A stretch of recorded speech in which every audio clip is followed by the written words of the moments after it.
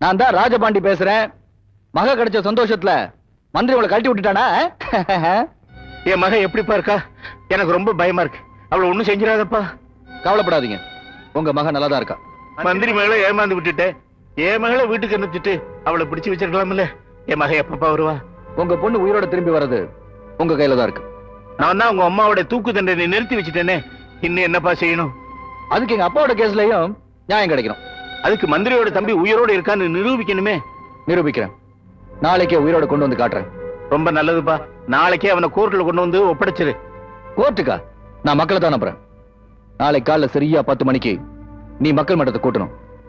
மந்திரியோட தம்பி குமரேசனை உயிரோட கொண்டு வந்து ஒப்படைக்கிறேன். எனக்கு நீதி கிடைக்கணும். நான் சொன்னது எல்லாத்தையும் நீ செய்வேன்னு நினைக்கிறேன். இல்ல உனக்கே தெரியும். அது நான் ஒருத்த மட்டும் எடுக்கிற முடிவு இல்லையே. ஏன்னா இது மாதிரி இது வரைக்கும் நடந்ததே இல்லப்பா. என்ன சார் சொல்றாம? கொடுங்க.